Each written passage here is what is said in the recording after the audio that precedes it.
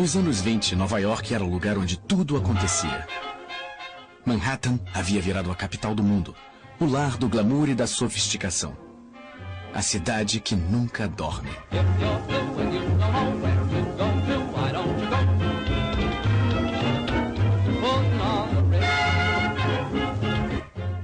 Lá, jovens dançavam jazz e pessoas se tornavam milionárias da noite para o dia.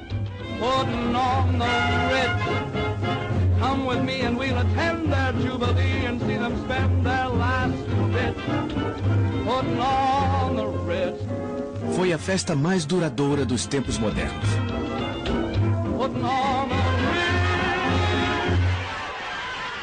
Sem aviso, a bolha estourou. A festa acabou. Um terremoto financeiro abalou Wall Street. A história viria a chamá-lo de o Grande Crash. E ele traumatizou a nação americana. Milhares de empresas quebraram. Milhões de pessoas perderam seus empregos. Homens orgulhosos encaravam a humilhação do auxílio à pobreza e da sopa comunitária. Famílias que perderam suas posses foram viver em favelas, a um passo dos símbolos de riqueza. Como os Estados Unidos cresceram e caíram tão rapidamente? Como a locomotiva do mundo ocidental se pôs de joelhos em 1929?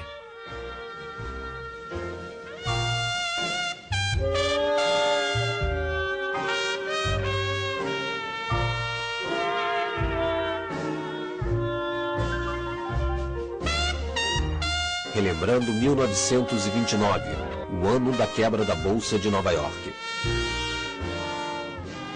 A ascensão dos Estados Unidos como potência global começou com sua participação na Primeira Guerra Mundial, de onde emergiram como a nação mais próspera da Terra. No início, os americanos não queriam participar da disputa entre impérios rivais europeus. Em uma posição de neutralidade com laços históricos com a Inglaterra e a França, os Estados Unidos lucravam muito vendendo armas, munição e alimentos para os dois países. E não eram só os comerciantes de armas que ficavam ricos. Os funcionários das fábricas ganhavam bônus generosos. Além disso, o governo americano precisava de uma vitória dos aliados para proteger os 3 bilhões de dólares que financiavam a guerra. Para o presidente Woodrow Wilson, um democrata que se opunha à guerra, a questão da neutralidade era um dilema. Sua preocupação principal era fazer o que fosse mais honroso. Sua simpatia natural era pelos aliados, mas ele só entraria na guerra se encontrasse argumentos morais para isso. Quando o presidente americano descobriu que a Alemanha planejava em segredo oferecer grandes áreas dos Estados Unidos ao México, caso fosse vitoriosa, ele resolveu agir. Os Estados Unidos entrariam naquela que ele chamou de guerra para acabar com todas as guerras.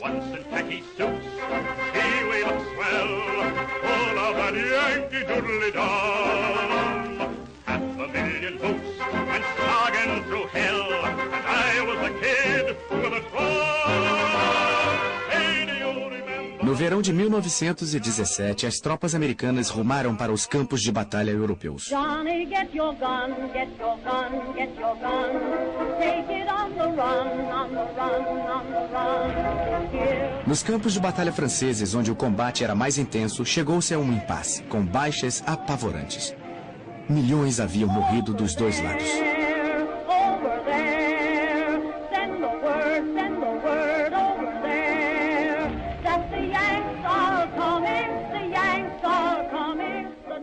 Em 2 meses, os americanos mandaram 2 milhões de recrutas bem dispostos e bem armados para ajudar os já exaustos aliados. O dinâmico reforço dos Yankees foi decisivo.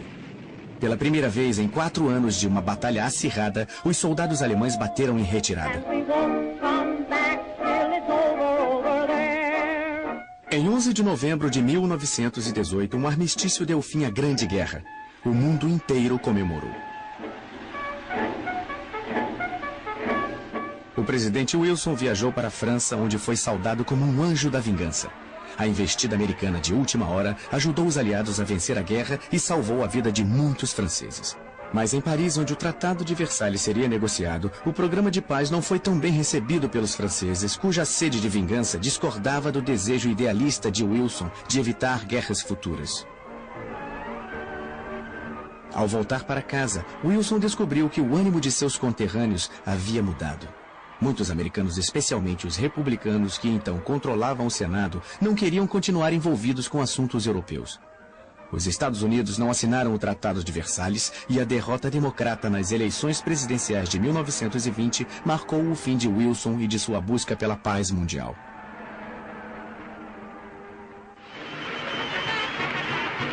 A nova década que prometia tanto começou com uma nobre experiência: a Lei Seca. Fabricar, transportar ou vender bebidas alcoólicas foi proibido no país, mas comprar ou consumir não.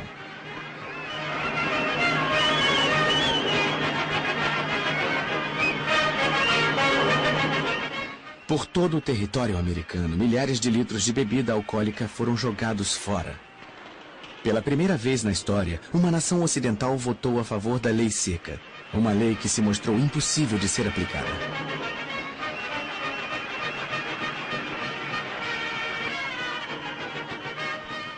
Warren Harding, o novo presidente republicano, tratou a lei seca como a maioria de seus compatriotas, abraçando a causa em público, mas bebendo uísque reservadamente.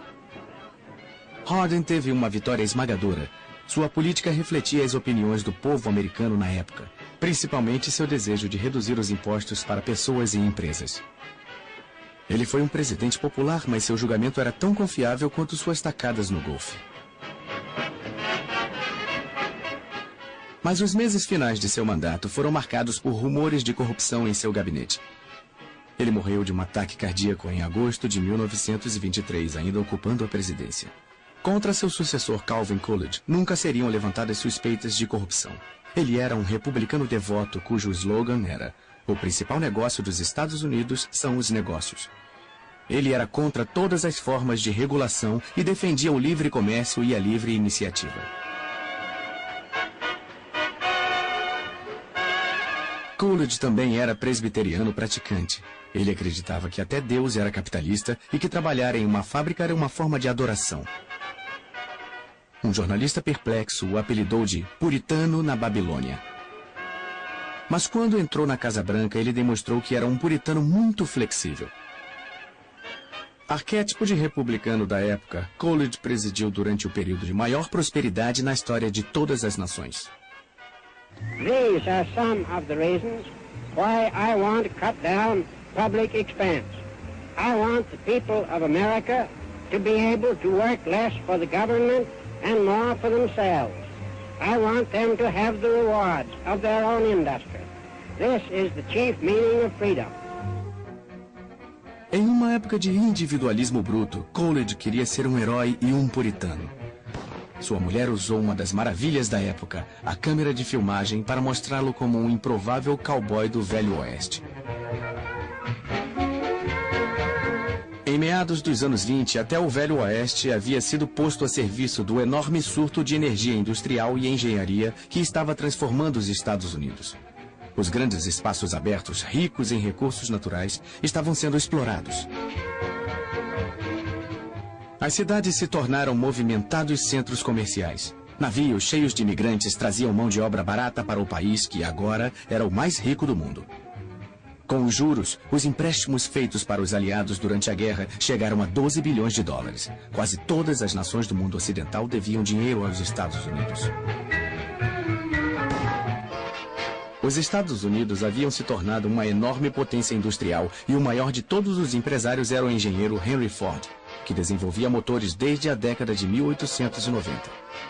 Ele previa que um dia todas as famílias teriam um automóvel.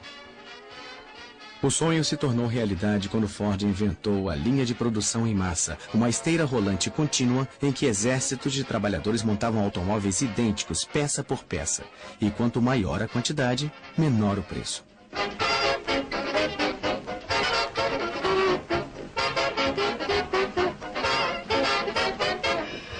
Quando Ford apresentou o sistema pela primeira vez em 1913, um único carro levava 12 horas e meia para ser montado. Ao final dos anos 20, uma unidade do Ford modelo T saía da fábrica a cada 24 segundos.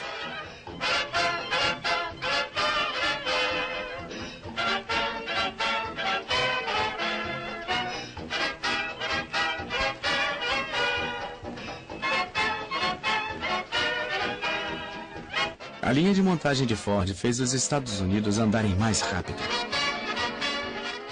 O modelo T, ou Ford Bigode, como foi carinhosamente apelidado, mudou a vida da população e mudou os próprios Estados Unidos. Ele era robusto, charmoso e fácil de dirigir.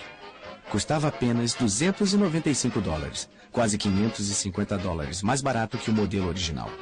E graças a outra invenção americana, o pagamento em parcelas, a maioria das famílias podia comprar um. Até 1924, 10 milhões haviam sido vendidos.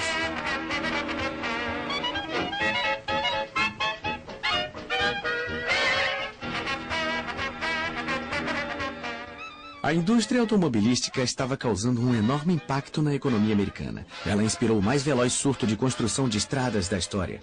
Em uma década, estradas de terra foram substituídas por rodovias de asfalto, cruzando todos os Estados Unidos.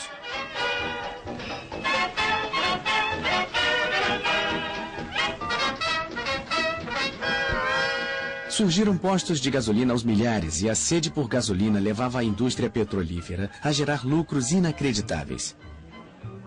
A indústria automobilística usava 96% do petróleo do país, 80% da borracha e 20% do aço. Em 1928, havia 9 automóveis para cada 10 famílias. A produção em massa acelerou a fabricação e cortou os custos. Henry Ford classificou a nova técnica de Messias dos negócios. Um Messias que, sem dúvida, vestia um terno produzido em massa, pois os fabricantes de roupas americanos substituíram os trajes feitos sob medida por roupas prontas para usar e feitas para todos os tamanhos, idades e bolsos. Os salários de toda a classe trabalhadora aumentavam. E com os impostos mais baixos, as famílias americanas tinham maior poder de compra. A dona de casa e a moça trabalhadora que queriam a última novidade, a máquina de lavar roupas, a geladeira ou o aspirador de pó, economizavam tempo nas tarefas domésticas. I'm in the mood for food. I'm in the mood for food. O rádio, originalmente produzido para a comunicação a longa distância, também se tornou um aparelho doméstico indispensável em meados dos anos 20, mas apenas as famílias abastadas poderiam arcar com esse modelo de $275. Campanhas publicitárias como estas transformaram um nicho de mercado em um mercado nacional. 11 milhões de rádios foram vendidos apenas em 1925. Eles traziam notícias, previsão do tempo, novelas e muita música para uma nação encantada.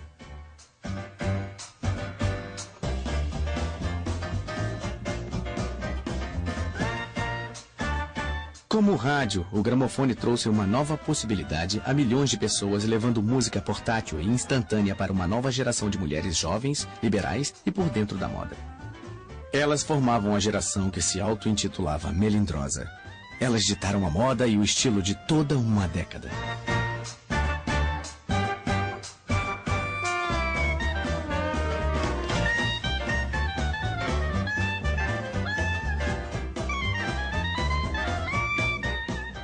O recém-surgido ramo da propaganda as adorava.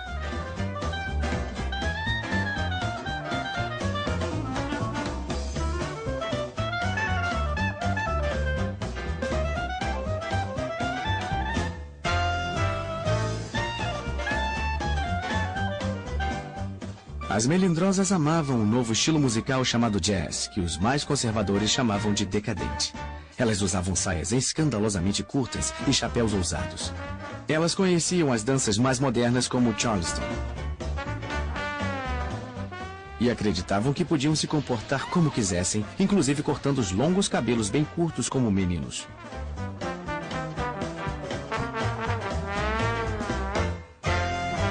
Festas animadas que duravam noites inteiras eram seu habitat natural.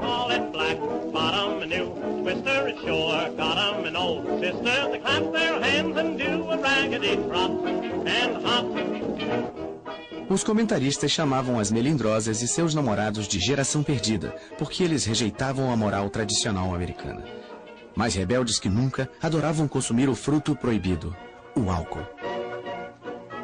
O consumo ilegal de álcool já era generalizado e estima-se que havia nos Estados Unidos 32 mil bares clandestinos pertencentes a gangsters que conduziam seus prósperos estabelecimentos sem pagar nenhum imposto. E esses eram só os bares de mais alto nível. O número de bares ilegais de fundo de quintal que vendiam bebida barata e embriagante era de centenas de milhares.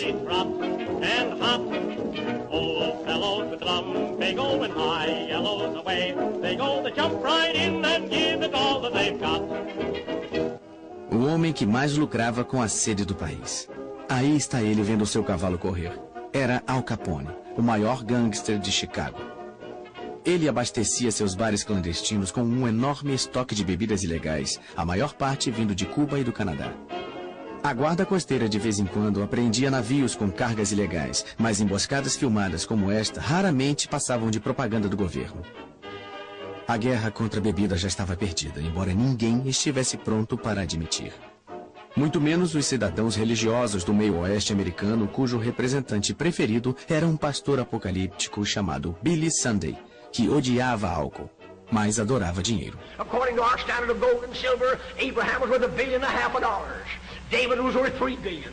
Solomon was worth $5 billion. Solomon could have hired Andrew Carnegie for a butler, J. Pierpont Morgan to cut his lawn, and Andrew Mellon for a chauffeur, and John D. to black his boots.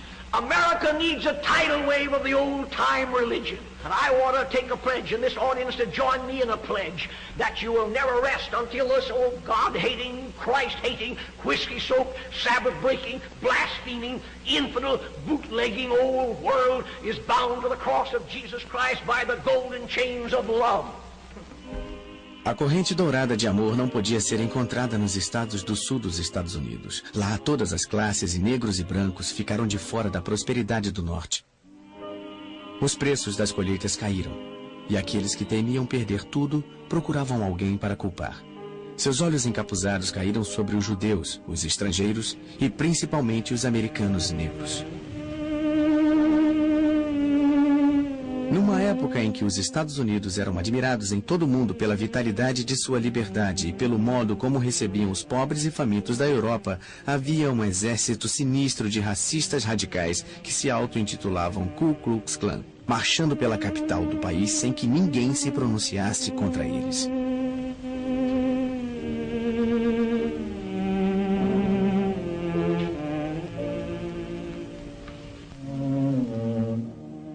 Na época desta marcha, a Ku Klux Klan tinha 5 milhões de membros. Para evitar os linchamentos, muitos negros partiam para o norte. Muitos criaram um novo lar no subúrbio de Nova York chamado Harlem. Have you seen the well-to-do upon Lenox Avenue, on that famous thoroughfare, with their noses in the air, high hats and colored collars, white spats and $15, spending every dime for a wonderful time. If you're blue and you don't know where to go to, why don't you go where Harlem blitz, putting on the Ritz. A era do jazz, que havia começado em Nova Orleans, lançou novas e sofisticadas raízes no elegante gueto afro-americano. If you're blue and you don't know where to go to, why don't you go where Harlem blitz, putting on the Ritz. Well, that's where each and every Lulu Belle goes, every Thursday evening with her swell bows, rubbing elbows. Come with me and we'll attend their jubilee and see them spend their last 2 bits, putting on the Ritz. A música mais empolgante da época chegava à casa dos americanos através de um novo meio de comunicação, o rádio, e seu ritmo ecoava alegremente pelo mundo.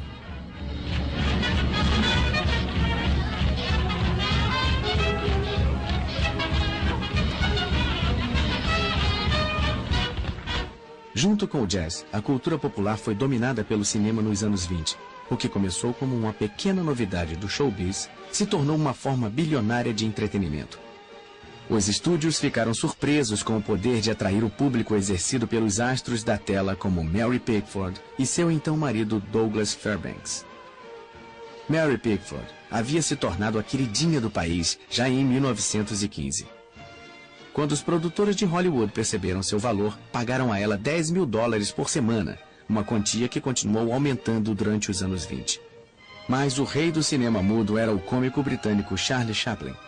Ele enfraqueceu o poder dos magnatas do cinema dirigindo e produzindo seus próprios filmes. Seu filme Em Busca do Ouro lhe rendeu $2 milhões.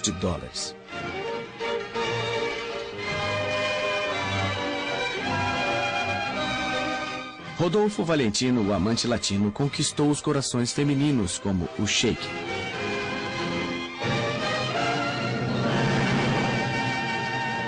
Ele morreu prematuramente em 1926 e foi homenageado com um enterro semelhante a um funeral de Estado. Pola Negre, com quem dividia a cena, vestiu trajes de luto. Os jornais do mundo todo noticiaram que as ruas da cidade se encheram de mulheres chorosas. Hollywood se deu conta de que seu futuro estava nos astros. Até crianças de escola endeusavam os novos heróis do cinema. As fantasias preferidas eram de Charlie Chaplin ou Douglas Fairbanks, atores cujas vozes elas desconheciam. Mas isto estava prestes a mudar. Al Johnson foi o primeiro homem a quebrar a barreira do som.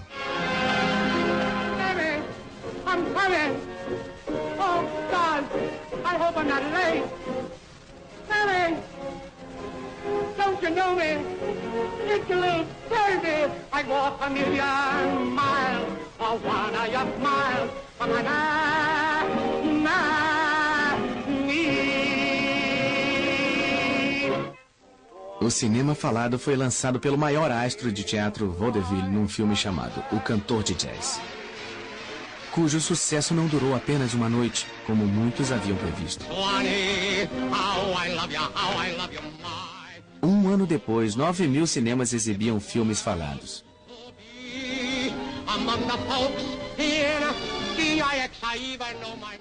Mas o herói da vida real mais celebrado nos anos 20 foi Charles Lindbergh. Um homem que sonhou sobrevoar um dos maiores oceanos e que logo aterrissou no coração de todos os americanos.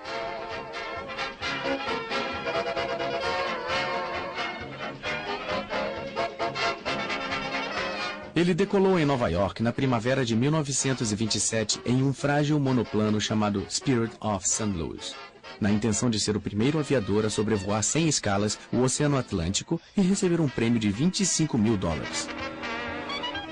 Ele desapareceu por 33 horas e milhões de americanos seguiram seu progresso através do rádio e dos jornais. Quando alcançou a costa da Irlanda, ele foi avistado por fazendeiros e uma mensagem de rádio avisou ao mundo que Lindbergh ainda estava no ar. Lindbergh pousou em Paris em uma pista marcada por luzes que o deslumbraram. Sua fama súbita parecia simbolizar o espírito de uma era e seu galante exemplo abria as portas do mundo da aviação para incríveis maravilhas modernas.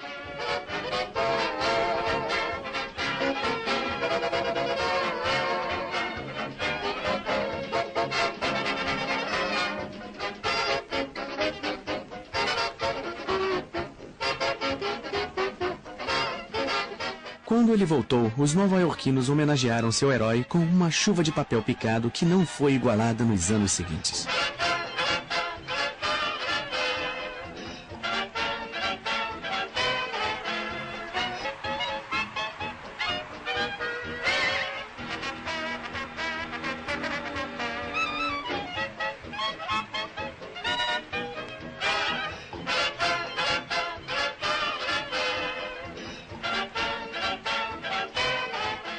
Ruth Elder, uma aviadora com aparência de estrela do cinema, sonhava repetir o feito de Lindbergh.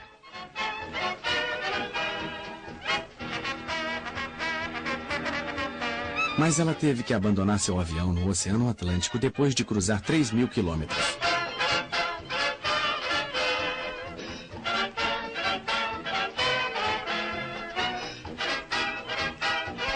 Pilotos mulheres, as aviadoras, como eram chamadas, conquistaram seu espaço em um universo masculino e desafiavam os homens até as últimas consequências. No mesmo nível de celebridade de Lindbergh estava Babe Ruth, o jogador de beisebol mais dinâmico daqueles tempos. Ele era um sujeito grandão com pernas finas que melhorava a cada ano. Seu recorde de 60 home runs para os Yankees de Nova York no campeonato de 1927 continuou intacto por mais de 30 anos. Ele tinha um salário anual de $52 mil, 3 vezes mais que o seu rival mais próximo.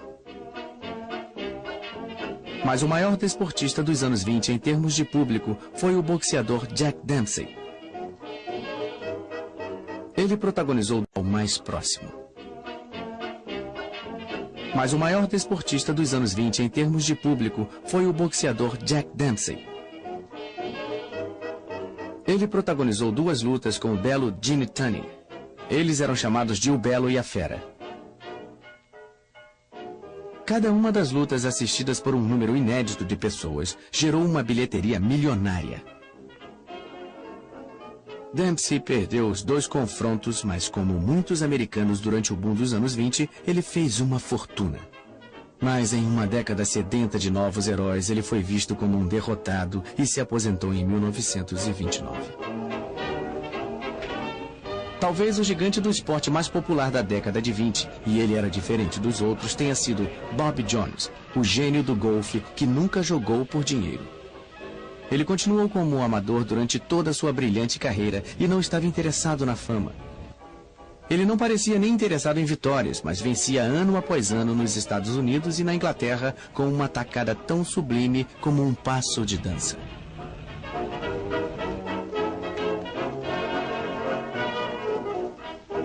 Ele foi o primeiro golfista a ganhar o Grand Slam, vencendo os 4 maiores torneios de golfe no mesmo ano, mas sempre será lembrado como um cavalheiro genuíno.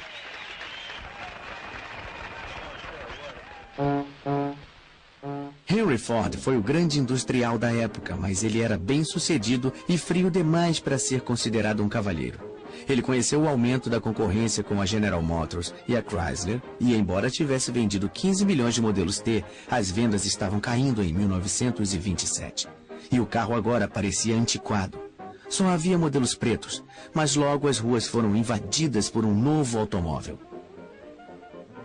Henry Ford abalou a concorrência com uma versão repaginada do amado Ford Bigode, chamado Modelo A. Para isso, ele agiu como um tirano, pois dispensou 60 mil empregados por 60 dias sem salário, enquanto construía uma nova fábrica. Lay off, people. Lay off, folks. None of your sarcastic jokes, cause Henry's made a lady out of Lizzie. Have you seen her? Ain't she great? She's something you'll appreciate. I'm sure you understand just what I mean. Why, everybody, everywhere is falling for her now. I'm talking about the new Ford, and boy, she is a wow. Lay off, people. Lay off, folks. None of your sarcastic jokes, cause Henry's made a lady out of Lizzie. She once had rattles in her wheels, but now she's full of sex appeal, cause Henry's made a lady out of Lizzie. O modelo A também virou um sucesso de vendas. O crédito fácil ajudou os motoristas a substituírem os Fords Bigode pelo novo modelo. Na época, quase todos os carros já eram vendidos a crédito e quase todo mundo estava endividado. Bancos e agências emprestavam dinheiro rapidamente sem fazer muitas perguntas. Nos anos 20, a única coisa que os americanos gostavam mais do que os carros era da emocionante especulação no mercado de ações. No período de 1927 a 1929, muitos americanos ficaram obcecados com Wall Street, contagiados pela febre dos investimentos, já que o valor das ações continuava subindo. O crédito instantâneo fazia com que auxiliares de escritório, secretários, donas de casa, mineradores e mensageiros pudessem investir em ações pela primeira vez. Qualquer um podia comprar na margem, a crédito, com empréstimos de seu corretor. Em 1927, no auge do comércio de ações, 577 milhões de títulos foram negociados. Em 1928, Calvin Coolidge decidiu não concorrer a um segundo mandato como presidente. Suas realizações foram poucas, mas ele continuava popular porque durante seu governo, o nível de vida da maioria dos americanos nunca havia sido tão bom. Aos olhos do povo, ele era um ótimo presidente. Mas enquanto a economia continuava em ascensão, uma perturbadora corrente se escondia por baixo da prosperidade. O crédito instantâneo e o fato de o governo se recusar a regular a bolsa de valores, que estava fora de controle, anunciavam um desastre iminente. E muitos países europeus enfrentavam dificuldades para pagar suas dívidas de guerra com os Estados Unidos. A ascensão republicana continuou sob o comando de Herbert Hoover, que tinha sido secretário do Comércio desde 1920 e que muitos chamavam de arquiteto da prosperidade. Ele queria realizar um mandato ainda mais cheio de prosperidade e progresso. Durante a campanha presidencial de 1928, Herbert Hoover previu que os abrigos para pobres estavam quase em extinção e disse que os Estados Unidos estavam mais próximos de acabar com a pobreza do que jamais havia estado qualquer nação na história. Hoover representava o sonho americano. Aos 40 anos, ele havia se tornado multimilionário. Ou seja, ele sabia lidar com dinheiro. Mas seu próprio sucesso o levou a acreditar que todo homem deveria ser responsável pelo seu próprio bem-estar. O governo, disse ele, não deve interferir na vida das pessoas. Quando Hoover assumiu o poder na Casa Branca, ele prometeu extinguir a cultura dos bares clandestinos que os gangsters haviam criado em todos os Estados Unidos. Ele queria exterminar os grandes chefes de quadrilha como Al Capone, que havia acumulado uma fortuna de 30 milhões de dólares em 1927. Capone virou uma espécie de celebridade e até as torcidas dos jogos de beisebol o reverenciavam. Mas a violência aumentou. No Dia dos Namorados de 1929, Capone mandou seus pistoleiros para uma garagem de Chicago. 7 membros de uma gangue rival foram executados. Esta filmagem é uma reconstituição do massacre, mas as fotos contam por si só essa terrível história. Os assassinatos a sangue frio comprometeram o status de celebridade de Al Capone. Em 1931, Capone foi julgado por sonegação, por não pagar impostos sobre os lucros de suas atividades ilegais. Ele foi condenado e passou anos na prisão de Alcatraz.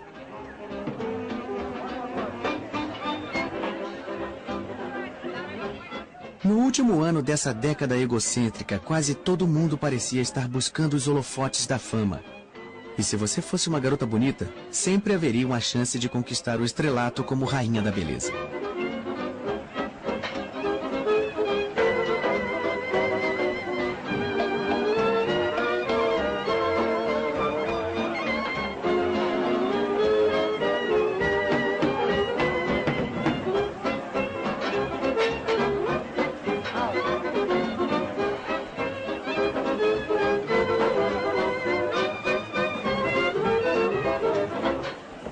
Era uma época em que feitos banais andavam lado a lado de feitos extraordinários, como os altíssimos arranha-céus de Manhattan. A mais de 300 metros acima das avenidas de Nova York, operários destemidos construíam os últimos andares de uma das maravilhas do design da época, o edifício Chrysler, que foi durante um período o edifício mais alto do mundo. Ele foi construído por homens de profissão arriscada e o momento era perfeito para que se tornasse um símbolo dos loucos anos 20. Mas lá embaixo, na arena comercial das bolsas de valores de Wall Street, especuladores continuavam a comprar ações com um fervor que se tornou uma característica da época. Parecia haver uma certeza cega de que nada daria errado. Mas numa quinta-feira, no dia 24 de outubro de 1929, sem aviso prévio, a bolha estourou. Todos tentaram vender as ações que tinham. O pânico se alastrou e os preços caíram muito enquanto mais e mais investidores tentavam vender seus títulos. No fim daquele dia, o mercado de ações havia perdido 4 bilhões de dólares. E no fim de semana, a situação piorou. O povo andava desnorteado pelas ruas tentando entender as notícias. Muitos corretores que venderam suas ações na margem haviam feito empréstimos nos bancos. Os bancos começaram a exigir o pagamento dos empréstimos. Para pagar os bancos, os corretores cobraram as dívidas de seus clientes. E a única forma de os clientes conseguirem pagar aos corretores era vendendo suas ações a qualquer preço. Corretores e investidores tomados pelo pânico venderam mais de 16 milhões de ações em um dia, que ficou conhecido como a Terça-feira Negra. A queda das ações gerou um prejuízo de 14 bilhões de dólares. Houve raiva pelo modo como os negociantes jogavam com dinheiro que não era deles. Trabalhadores comuns viram seus investimentos virarem pó. Nem os ricos e famosos foram poupados. Jack Dempsey, o campeão peso pesado aposentado, perdeu grande parte do que lutou para conseguir, 3 milhões de dólares. Como consequência imediata da quebra da bolsa, aqueles que tinham economias depositadas em bancos correram para sacar seu dinheiro com medo de que ele se perdesse. Diante da corrida pelo dinheiro em espécie, incapazes de recuperar os empréstimos de especuladores falidos, os bancos foram forçados a fechar as portas e declarar falência. Muitos perderam as reservas de toda uma vida e não tinham outra fonte de recursos para enfrentar a crise. Sem conseguir os empréstimos bancários necessários para fugir da tormenta, as empresas foram forçadas a fechar e milhares de trabalhadores ficaram desempregados.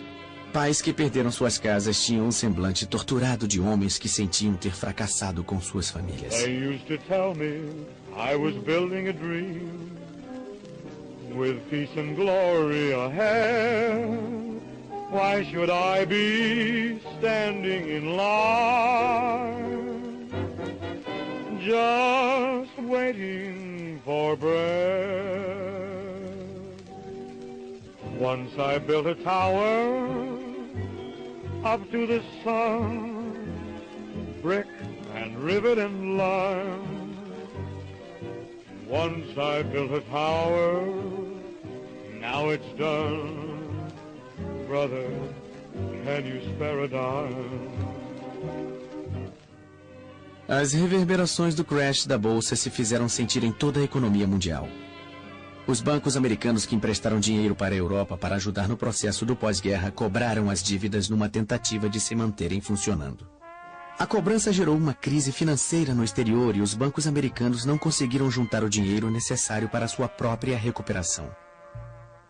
Como a miséria só aumentava, o presidente Hoover conclamou o homem mais rico dos Estados Unidos, John Rockefeller, o magnata do petróleo, na esperança de que suas palavras levantassem a autoconfiança abalada do país. These are days when many are discouraged.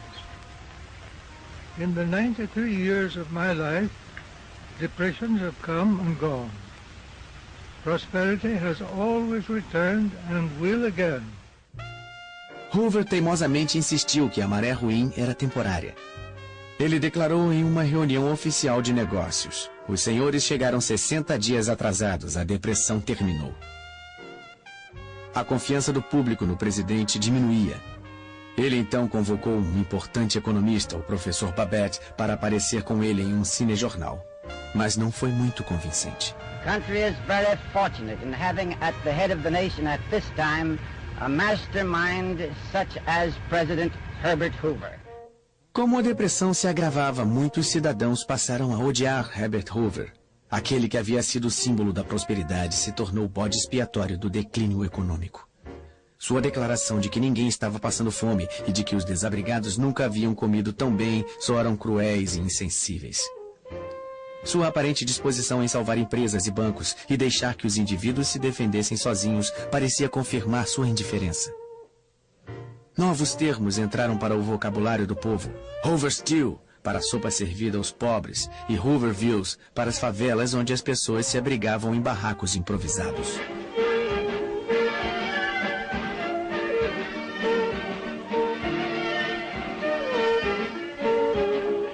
Jovens casais desesperados disputavam cansativas maratonas de dança em que o par que resistisse até o fim levava para casa um prêmio em dinheiro. Embora todos os dançarinos sonâmbulos estivessem ali por uma única razão: seu cansaço seria recompensado com uma refeição grátis. O país mais rico da face da terra não conseguia alimentar todos os seus cidadãos.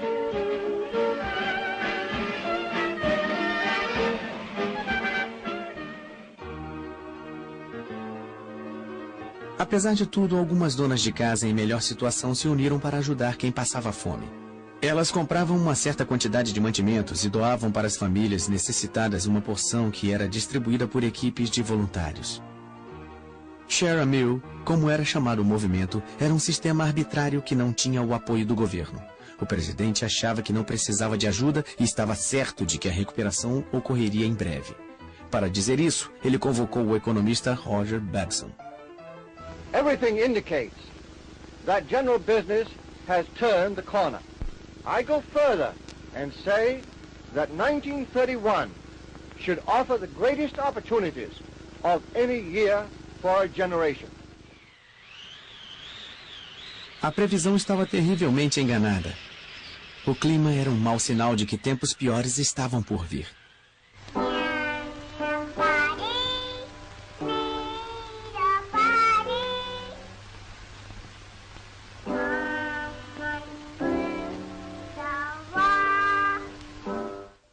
Atravessando a plantação significava superando tempos difíceis. E quanto mais as coisas pioravam, mais sentimentais os cinejornais ficavam. Era uma tentativa planejada de levantar os ânimos, e funcionou muito bem. A linda menininha seria seguida por belas coristas escalando as plataformas de petróleo que enriqueceram os Estados Unidos. A cultura popular teve um papel importante ao ajudar os Estados Unidos a superarem o trauma da depressão.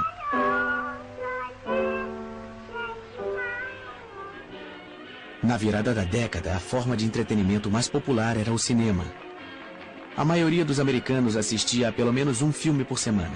A bilheteria semanal chegava a 100 milhões de espectadores. Nos 5.000 filmes produzidos durante os anos da depressão, as plateias eram transportadas a um mundo onde as dificuldades financeiras eram praticamente desconhecidas.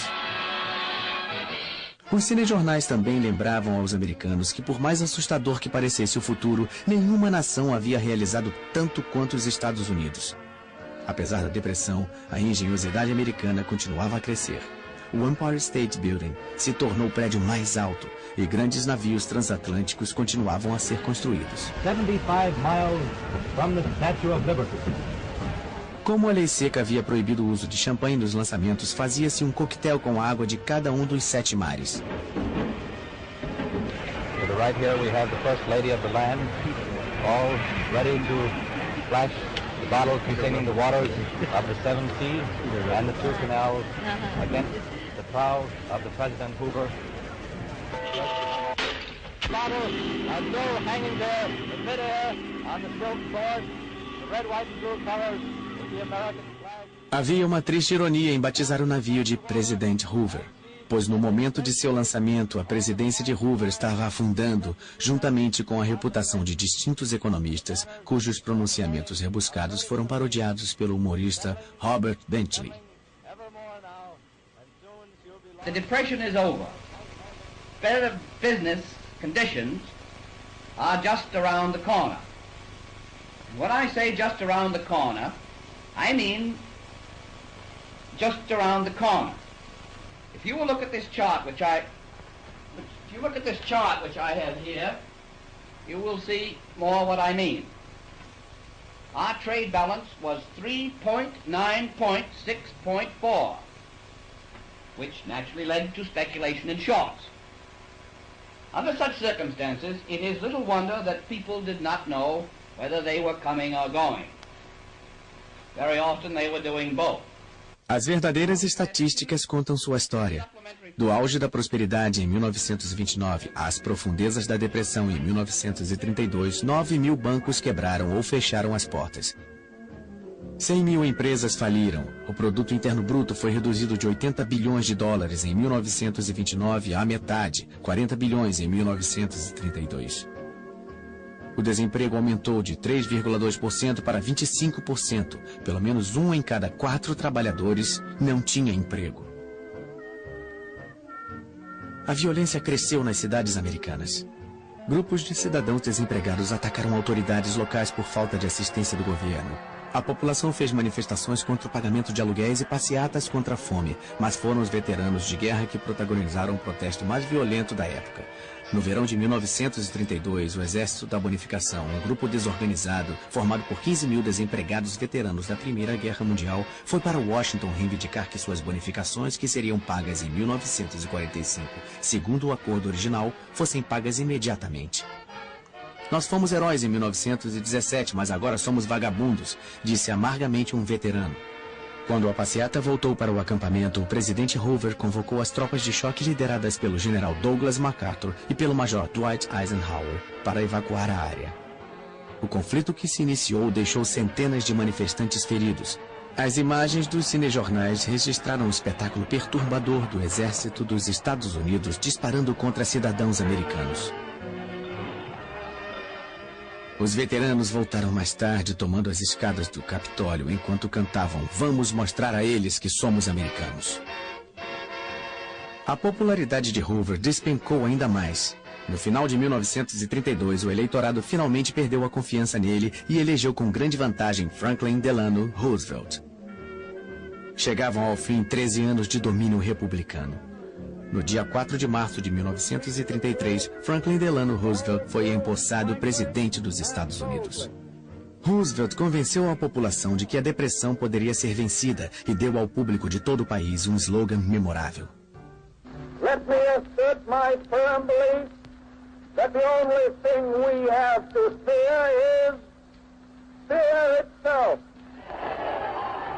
There must be a strict supervision of all banking and credits and investments. There must be an end to speculation with other people's money. O primeiro ato do novo presidente foi tomar as rédeas do sistema bancário, que estava fora de controle. Ele fechou todos os bancos do país por 4 dias para que fosse realizada a análise de suas contas. Só puderam retornar suas atividades os bancos que tinham gerenciado corretamente suas contas e dispunham de suficiente dinheiro em espécie. No dia 12 de março, em sua primeira conversa ao pé da lareira, Roosevelt falou diretamente ao povo americano e lhe assegurou de que os bancos estavam seguros e não havia mais motivo para os cidadãos sacarem suas economias. Quando os bancos reabriram na semana seguinte, foi depositado mais dinheiro do que havia sido sacado anteriormente. A crise bancária havia terminado.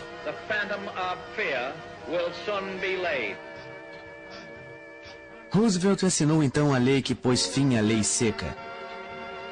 Em todos os estados americanos, a nobre experiência havia sido um óbvio fracasso. A proibição deu origem a uma criminalidade exacerbada e fez com que mais da metade dos americanos se habituasse a desrespeitar a lei.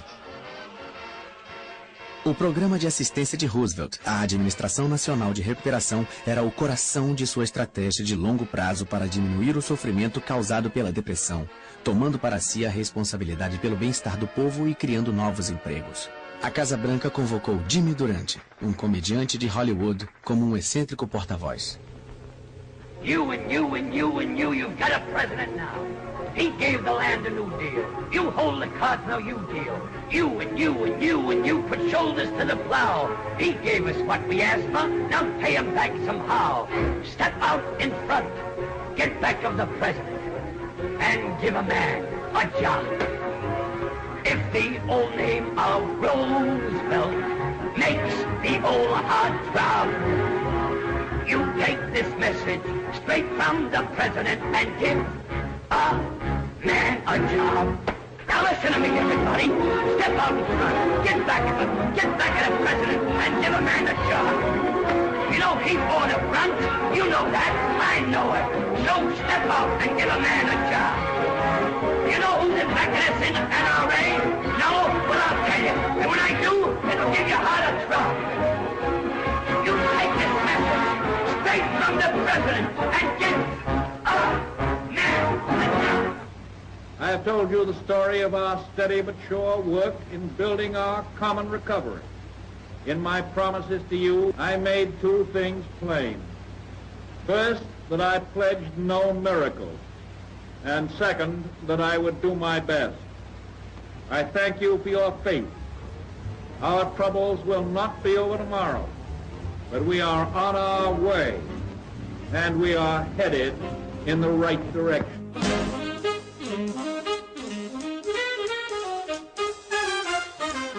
Franklin Roosevelt não encontrou uma solução imediata para a Grande Depressão, mas com a força de sua personalidade, ele trouxe esperança e estabilidade para os angustiados Estados Unidos.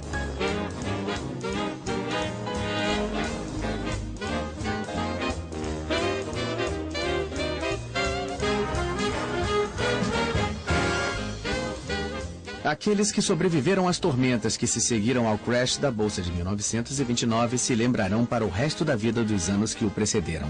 Uma década idílica, divertida, irresponsável, porém maravilhosa.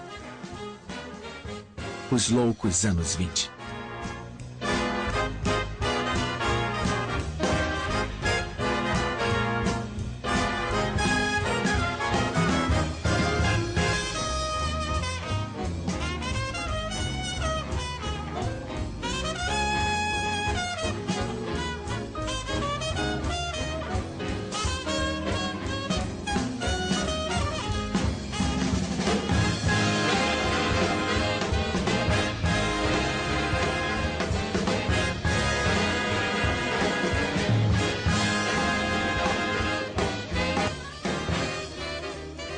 Versão brasileira, Bravo Studios.